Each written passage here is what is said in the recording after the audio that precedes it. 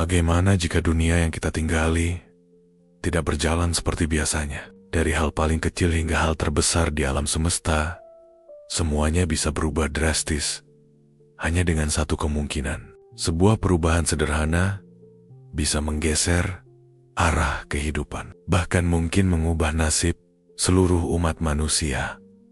Mari kita telusuri bersama. Bayangkan setiap kemungkinan dan ikuti perjalanan ini sampai akhir. Karena mungkin saja jawaban dari pertanyaan itu akan mengubah cara kita melihat dunia.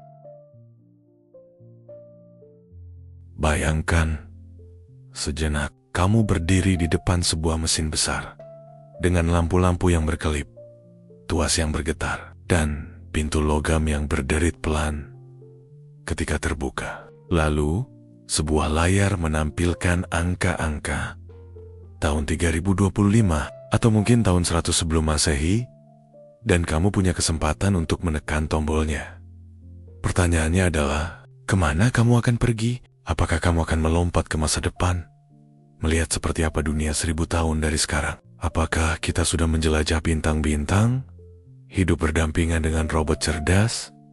Atau mungkin justru bumi sudah hancur dan hanya tersisa sedikit peradaban manusia? Atau mungkin kamu lebih memilih kembali ke masa lalu, bertemu dengan nenek moyangmu, melihat bagaimana mereka hidup, atau bahkan menyaksikan langsung pembangunan piramida Mesir dan Candi Borobudur.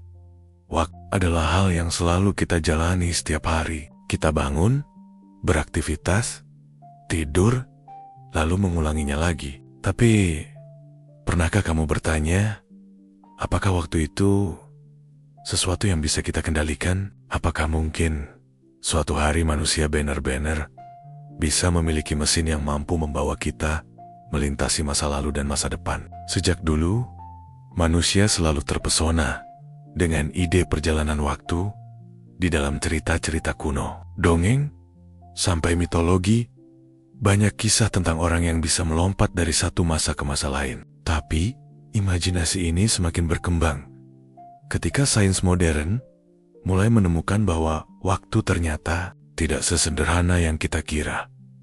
Di abad ke-19, seorang penulis bernama Harry G. Wells menulis novel berjudul The Time Machine. Dari situlah istilah mesin waktu mulai populer. Kisah itu bukan hanya hiburan, tapi juga sebuah pertanyaan besar yang sampai hari ini masih kita pikirkan. Kalau benar mesin waktu ada, apa yang akan terjadi pada dunia kita? Bayangkan jika mesin waktu benar-benar bisa dibuat, seorang ilmuwan bisa kembali ke masa lalu untuk memperingatkan orang-orang tentang bencana yang akan terjadi. Seorang sejarawan bisa melihat dengan mata kepala sendiri kehidupan manusia purba, atau bahkan seseorang yang serakah bisa menyalahgunakannya untuk mengubah sejarah demi keuntungan pribadi.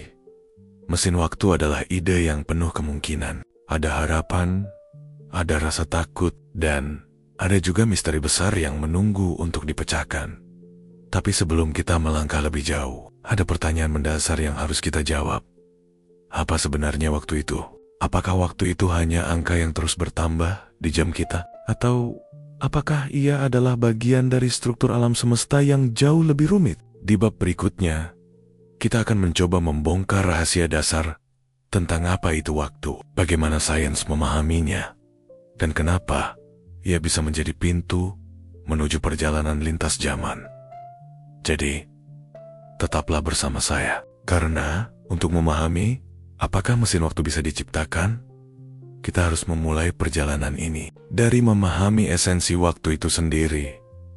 Setiap hari, kita hidup bersama waktu. Kita bangun tidur, melihat jam, berangkat sekolah, atau bekerja, makan siang, lalu malam tiba, jam terus berdetak, kalender terus berganti, dan kita merasa waktu itu bergerak maju dari masa lalu menuju sekarang, lalu ke masa depan. Tapi, apa sebenarnya waktu itu? Apakah waktu hanyalah detik, menit, dan jam di arloji kita, atau sesuatu yang jauh lebih besar yang tidak bisa kita lihat, namun mengatur segalanya. Dalam ilmu fisika, waktu bukan sekadar angka yang menghitung detak jam. Waktu adalah bagian dari struktur alam semesta yang disebut ruang waktu. Bayangkan ruang waktu seperti kain raksasa yang membentang di seluruh jagat raya. Di kain itulah bintang, planet, galaksi, bahkan kita sendiri berada. Setiap kali kita bergerak, kita sebenarnya tidak hanya bergerak di ruang, tapi juga di dalam waktu. Artinya, waktu dan ruang adalah dua hal yang tidak bisa dipisahkan. Mereka saling terhubung, membentuk semacam jaring besar yang menjadi panggung bagi semua peristiwa di alam semesta. Coba bayangkan kamu sedang duduk di kursi sekarang. Dari sudut pandangmu, kamu mungkin merasa diam. Tapi sebenarnya, kamu sedang bergerak sangat cepat. Bumi sedang berputar, mengelilingi porosnya. Bumi juga mengelilingi matahari. Matahari pun bergerak, mengelilingi pusat galaksi. Dan seluruh galaksi kita bergerak di antara miliaran galaksi lain. Jadi meskipun kamu merasa tidak bergerak, kamu sebenarnya sedang meluncur luar biasa cepat di ruang dan juga di waktu. Disinilah Albert Einstein mengubah cara pandang kita. Sebelum teori relativitas, banyak orang mengira waktu adalah sesuatu yang mutlak sama bagi semua orang, dimanapun berada. Tapi Einstein berkata, waktu itu relatif. Apa maksudnya? Itu berarti waktu bisa berjalan berbeda, tergantung pada kondisi kita. Jika kamu bergerak sangat cepat, waktu bagimu bisa berjalan lebih lambat dibandingkan orang yang diam. Jika kamu berada di dekat medan gravitasi yang sangat kuat, waktu juga akan melambat dibandingkan orang yang jauh dari gravitasi itu. Contohnya begini, bayangkan ada dua orang kembar. Satu tinggal di bumi, satu lagi naik pesawat luar angkasa yang bisa terbang mendekati kecepatan cahaya. Setelah beberapa tahun, si kembar yang ada di pesawat kembali ke bumi. Apa yang terjadi? Mereka akan menyadari sesuatu yang luar biasa. Kembar yang tinggal di bumi sudah jauh lebih tua, sementara kembar yang di pesawat hanya bertambah sedikit usianya. Fenomena ini disebut dilatasi waktu, dan ini bukan sekadar teori eksperimen.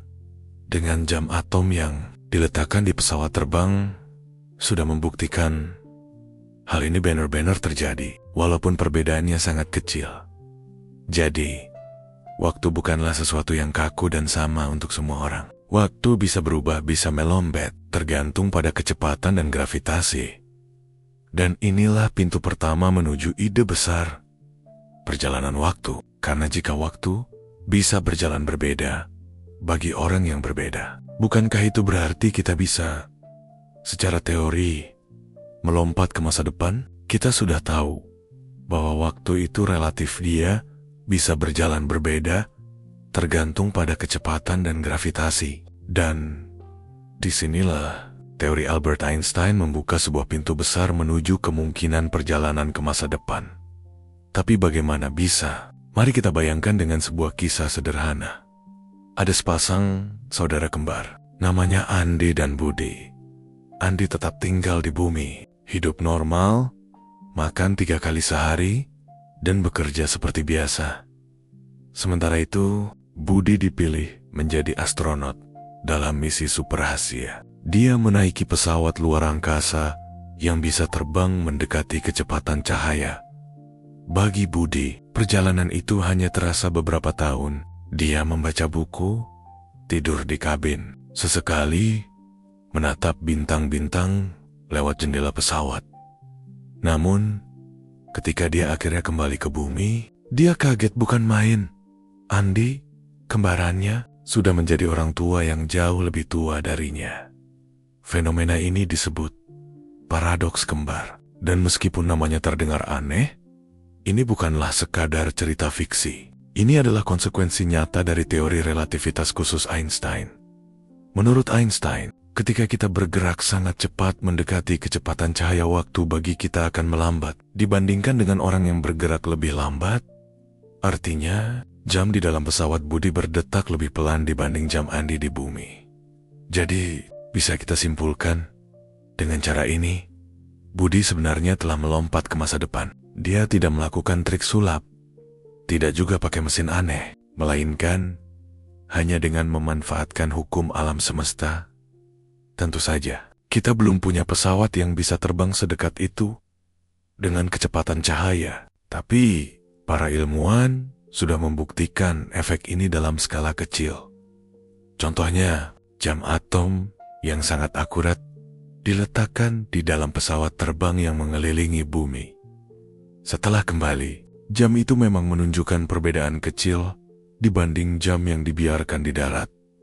Perbedaannya hanya sepersekian detik, tapi itu cukup untuk membuktikan relativitas benar-benar bekerja. Selain kecepatan, ada satu hal lagi yang bisa memengaruhi waktu, yaitu gravitasi. Semakin kuat gravitasi, semakin lambat waktu berjalan. Contohnya, ada dalam film terkenal, Interstellar. Di sana, ada sebuah planet dekat lubang hitam. Waktu di planet itu berjalan jauh lebih lambat dibanding di luar. 1 jam di planet tersebut setara dengan 7 tahun di bumi. Meskipun itu film, dasar ilmiahnya benar-benar berasal dari teori relativitas umum Einstein. Jadi, dari teori Einstein, kita belajar sesuatu yang luar biasa. Perjalanan ke masa depan bukan hanya khayalan. Secara teori, itu mungkin. Caranya dengan bergerak sangat cepat atau berada di dekat medan gravitasi yang ekstrem. Masalahnya, kita belum punya teknologi yang cukup kuat untuk melakukannya dalam skala besar. Mesin roket tercepat, kita masih jauh dari kecepatan cahaya, dan manusia belum bisa mendekati lubang hitam tanpa hancur. Namun, prinsip ilmiahnya sudah jelas. Waktu bisa dilipat, bisa diperlambat, dan bisa membawa kita ke masa depan. Bayangkan sebuah tempat di alam semesta, begitu gelap, begitu padat, hingga tidak ada cahaya sekalipun yang bisa keluar darinya. Inilah lubang hitam, satu objek paling aneh dan misterius yang pernah ditemukan manusia. Bagi banyak orang, lubang hitam adalah seperti monster kosmik yang menelan apa saja di sekitarnya. Tapi, bagi para ilmuwan, lubang hitam juga adalah laboratorium alam terbesar untuk memahami waktu. Kenapa? Karena lubang hitam bisa membengkokkan ruang dan waktu dengan cara yang hampir mustahil dibayangkan. Kita tahu dari teori Einstein bahwa gravitasi bukan hanya gaya tarik-menarik antara benda.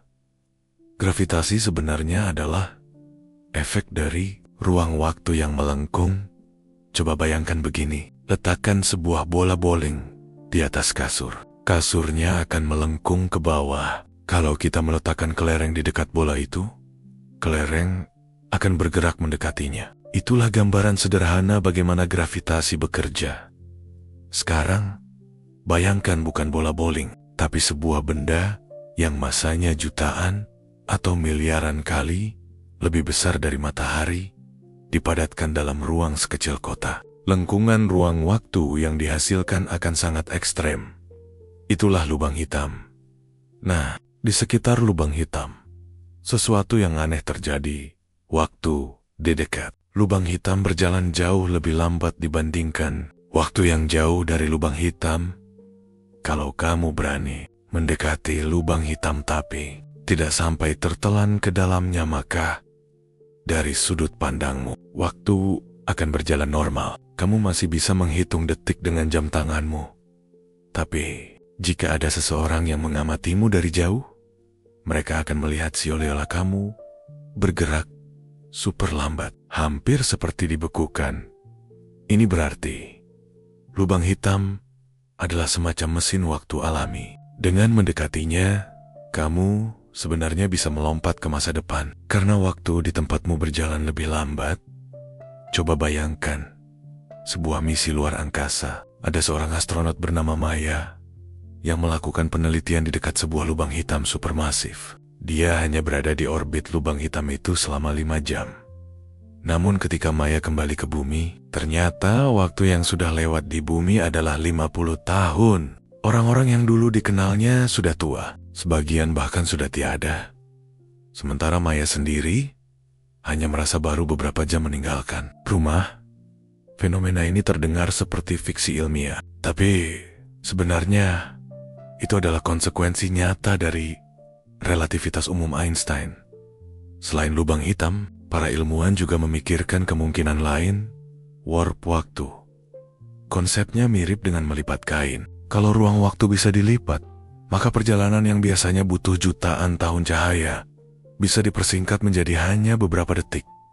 Salah satu ide paling terkenal adalah wormhole atau lubang cacing. Ini seperti terowongan yang menghubungkan dua titik berbeda dalam ruang dan waktu. Kalau lubang hitam bisa memperlambat waktu, wormhole mungkin bisa jadi pintu masuk untuk melompati ruang waktu, bahkan ke masa lalu. Tapi sampai sekarang, wormhole masih sebatas teori. Kita belum pernah melihatnya secara langsung, dan masalah terbesar adalah bagaimana cara menstabilkannya agar tidak runtuh sebelum bisa dilewati. Lubang hitam menunjukkan kepada kita bahwa waktu bisa dilipat, diperlambat, bahkan mungkin dimanipulasi. Namun, semua ini baru sebatas pintu menuju masa depan.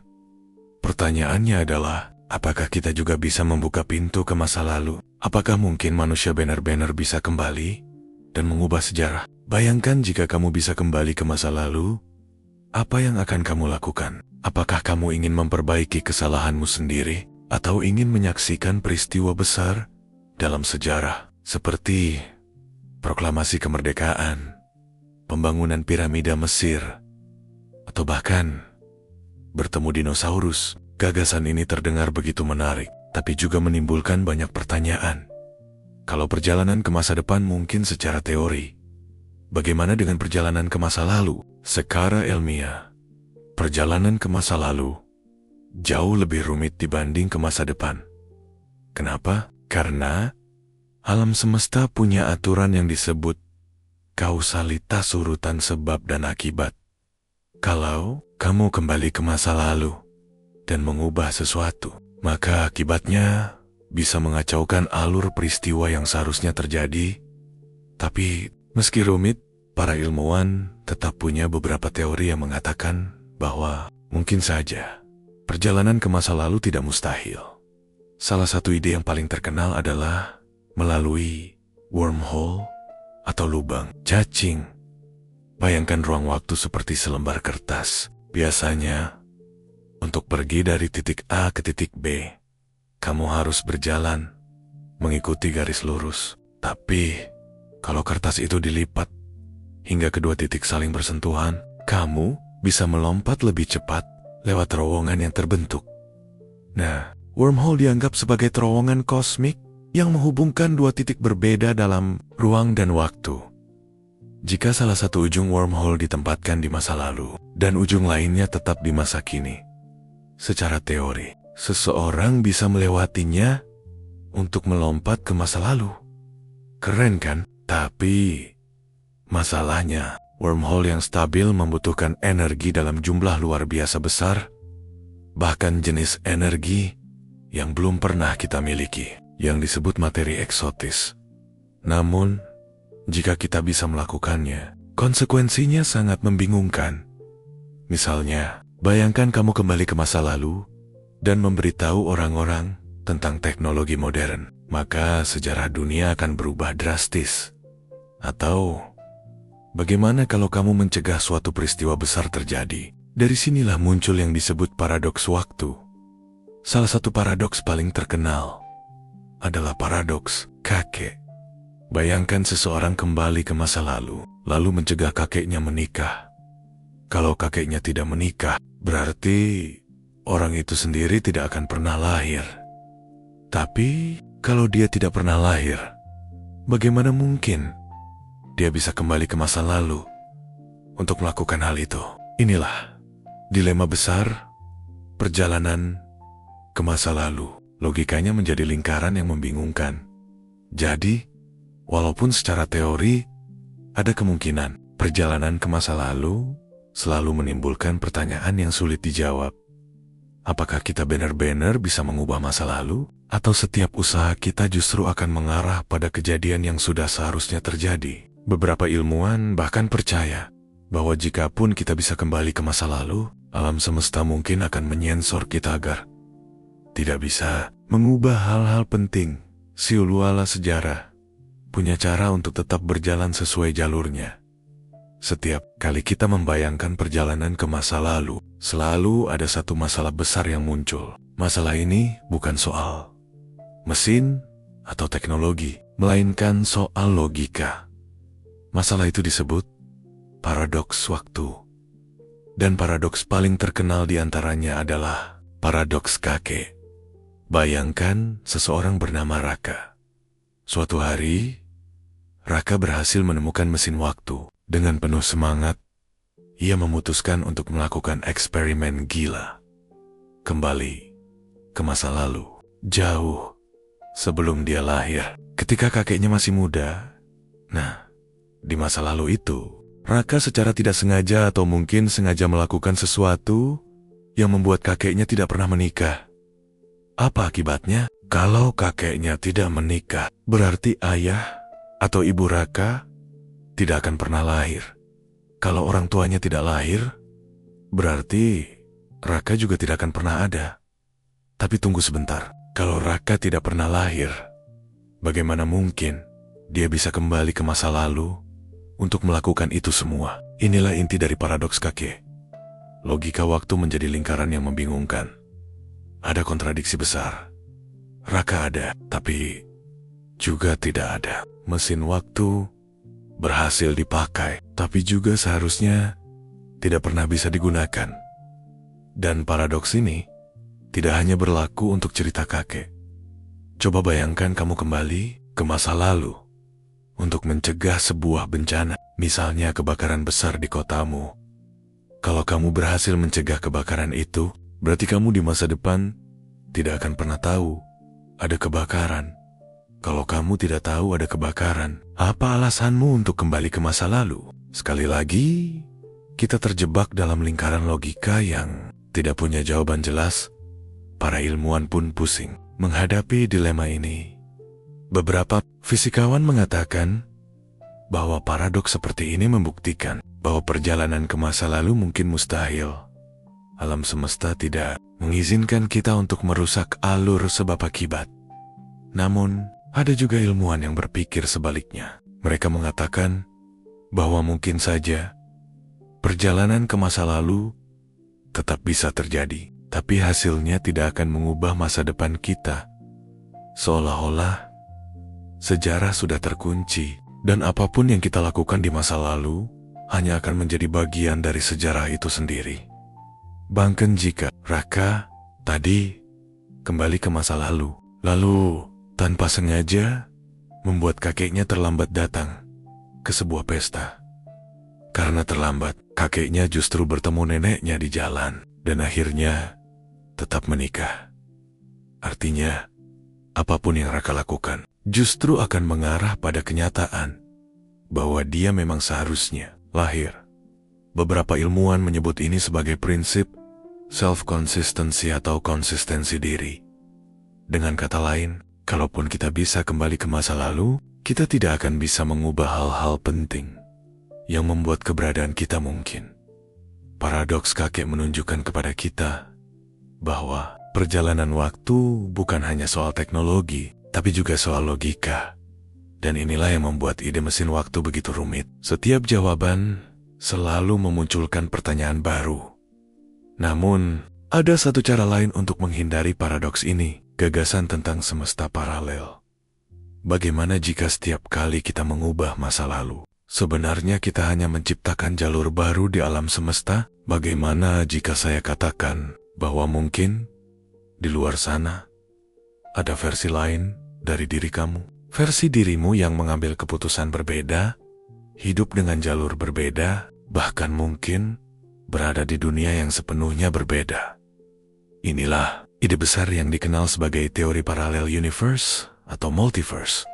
Dan bagi banyak ilmuwan, inilah salah satu cara untuk menjawab paradoks waktu Di bab sebelumnya, kita melihat bagaimana paradoks kakek membuat logika perjalanan waktu jadi kacau. Kalau kita kembali ke masa lalu dan mengubah sesuatu, maka masa depan bisa ikut berubah dan akhirnya keberadaan kita sendiri dipertanyakan. Nah, teori paralel universe mencoba memberikan solusi. Teorinya begini. Setiap kali ada keputusan atau perubahan besar, semesta bisa bercabang. Alih-alih mengubah masa lalu di jalur yang sama, kita justru masuk ke jalur lain sebuah semesta baru. Bayangkan kamu sedang di persimpangan jalan. Kamu bisa memilih jalan kiri atau jalan kanan. Di semesta yang kita alami sekarang, kamu mungkin memilih jalan kiri. Tapi di semesta lain, ada versi lain dari dirimu yang memilih jalan kanan. Kedua semesta itu sama-sama nyata, berjalan paralel. Hanya saja kamu hanya menyadari salah satunya. Sekarang, mari kita hubungkan ini dengan mesin waktu. Jika kamu kembali ke masa lalu dan melakukan sesuatu yang berbeda, mungkin kamu tidak benar-benar mengubah masa lalu di semesta asalmu. Sebaliknya, kamu justru menciptakan sebuah jalur baru, sebuah semesta alternatif. Misalnya, kalau Raka kembali ke masa lalu dan membuat kakeknya tidak menikah, maka yang terjadi bukanlah dia menghapus dirinya sendiri. Dia hanya berpindah ke semesta lain di mana dirinya memang tidak pernah lahir. Sementara di semesta asal, sejarah tetap berjalan normal. Dengan cara ini, paradoks waktu bisa dihindari. Ide ini bukan sekadar fantasi. Dalam fisik, ada teori yang disebut many worlds interpretation dari mekanika kuantum. Teori ini mengatakan bahwa setiap kali ada kemungkinan berbeda dalam suatu peristiwa. Semua kemungkinan itu benar-benar terjadi, tapi di semesta yang berbeda. Jadi, setiap keputusan kecil, setiap kejadian, bahkan setiap partikel yang bisa bergerak dengan cara berbeda akan menciptakan cabang semesta baru. Jumlahnya bisa jadi tak terbatas.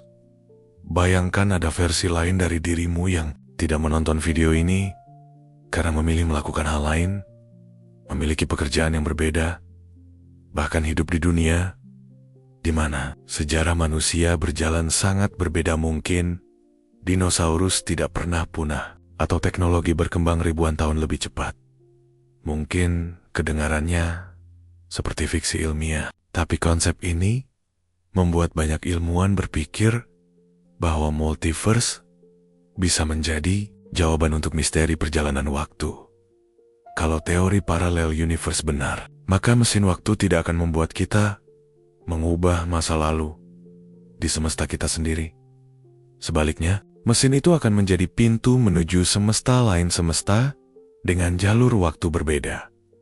Artinya, mungkin saja perjalanan waktu tidak mengubah masa lalu kita, tapi membuka akses ke realitas alternatif. Namun, semua ini masih berupa teori. Kita belum punya bukti nyata bahwa multiverse benar-benar ada.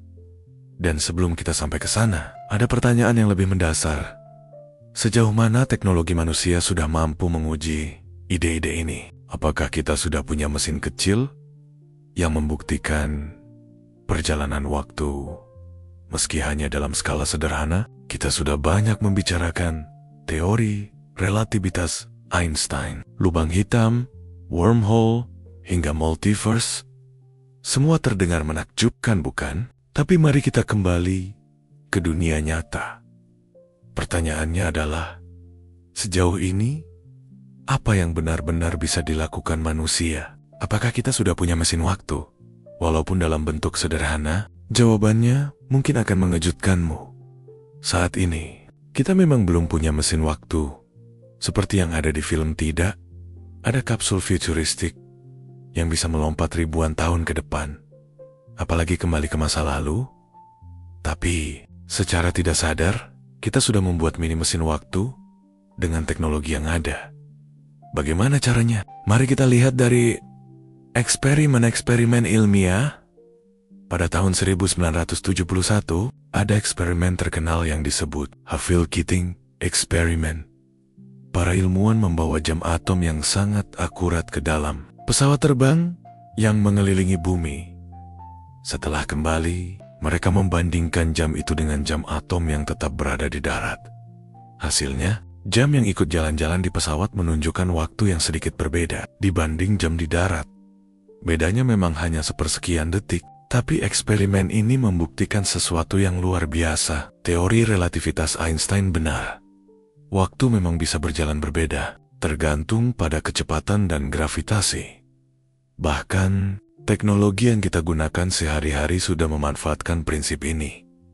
Contohnya adalah GPS di smartphone kita.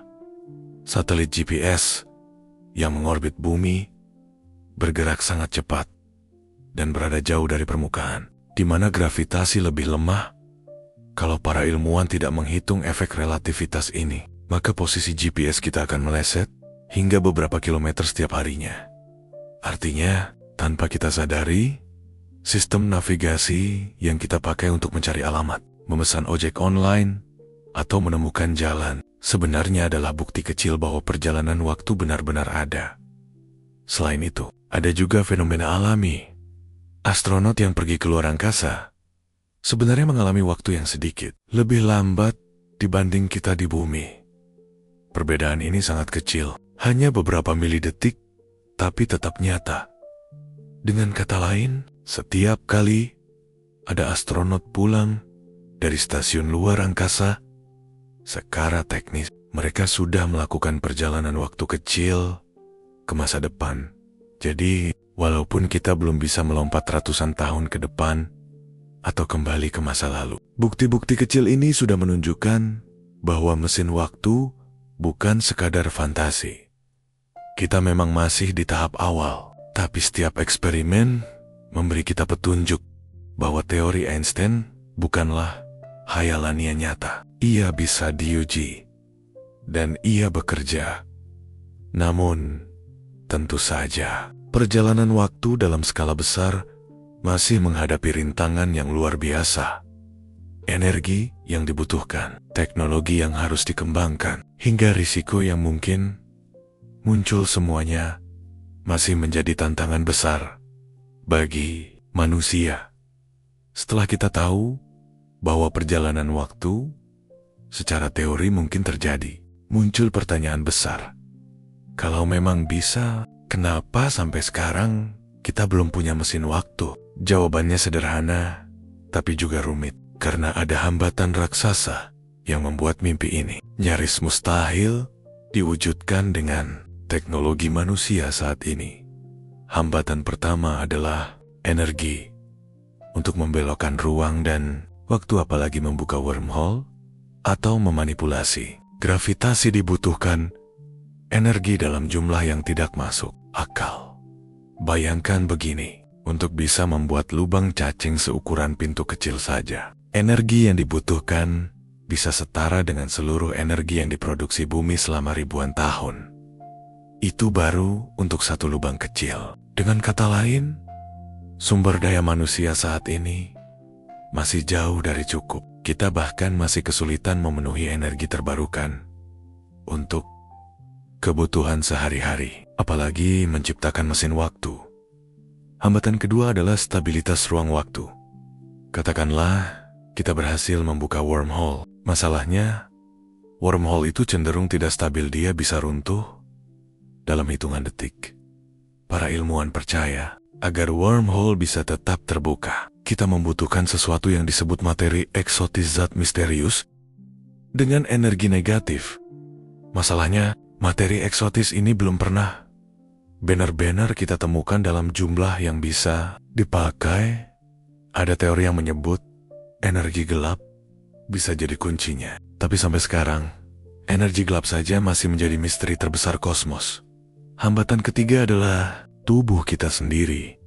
Misalnya, kalau kita ingin mendekati lubang hitam untuk memanfaatkan efek gravitasi ekstrimnya, tubuh manusia tidak akan mampu bertahan.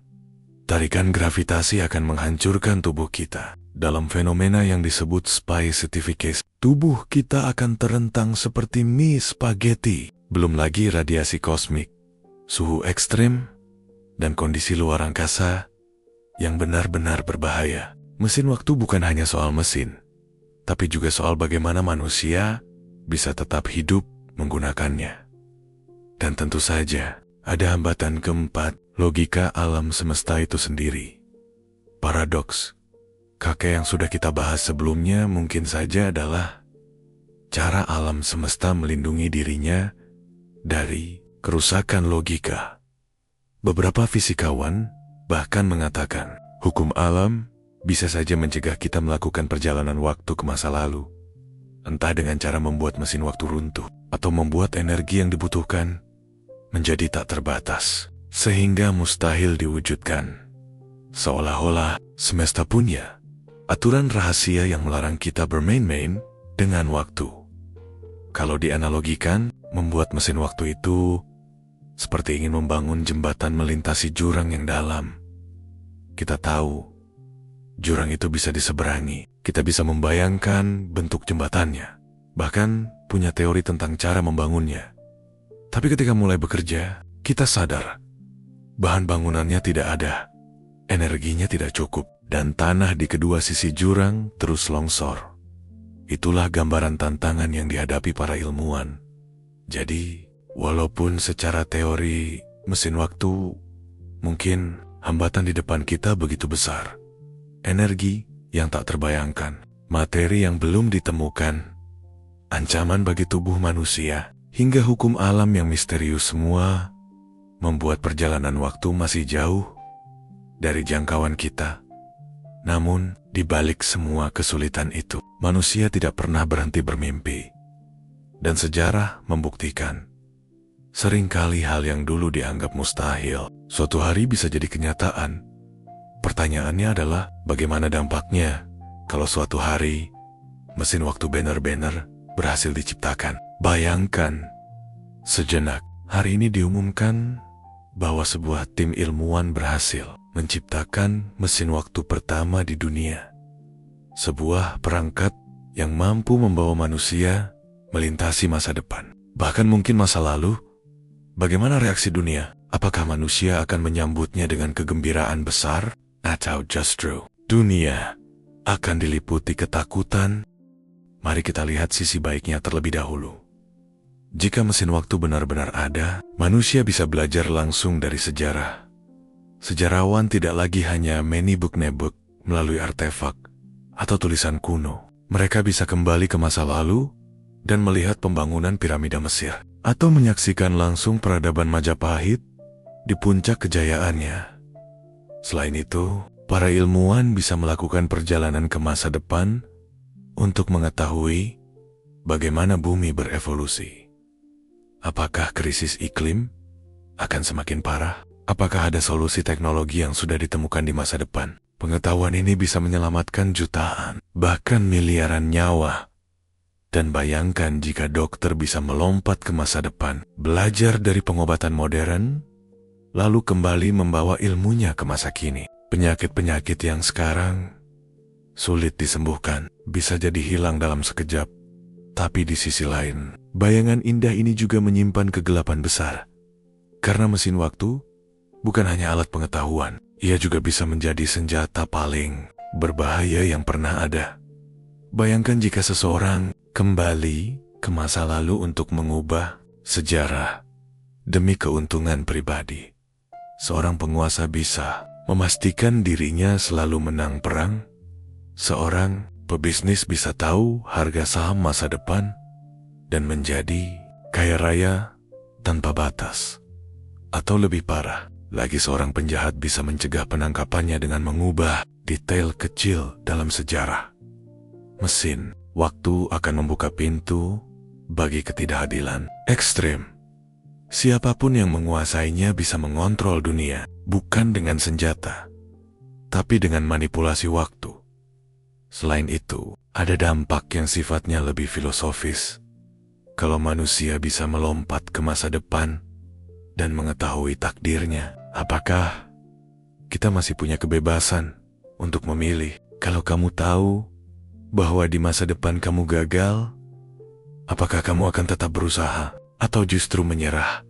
karena merasa semua sudah ditentukan. Dengan kata lain, mesin waktu bisa meruntuhkan makna harapan itu sendiri. Mungkin inilah alasan kenapa sampai hari ini kita belum menemukan bukti nyata adanya mesin waktu. Mungkin alam semesta memang sengaja melindungi kita dari kekuatan sebesar ini. Atau mungkin kita sendiri yang belum siap menggunakannya dengan bijak. Mesin waktu adalah simbol dari rasa ingin tahu manusia yang tak terbatas. Ia mengajarkan kita untuk terus bertanya, meneliti, dan bermimpi. Tapi ia juga mengingatkan kita bahwa setiap pengetahuan besar membawa tanggung jawab besar. Jadi, apakah mesin waktu benar-benar bisa diciptakan? Jawabannya masih misteri. Tapi yang jelas, waktu akan selalu menjadi teka-teki yang mendorong manusia untuk terus maju, terus belajar, dan terus menjaga keseimbangan antara mimpi dan kenyataan. Dan mungkin, pada akhirnya, yang lebih penting bukanlah apakah kita bisa melompat ke masa lalu atau masa depan, tapi bagaimana kita menggunakan waktu yang kita miliki saat ini.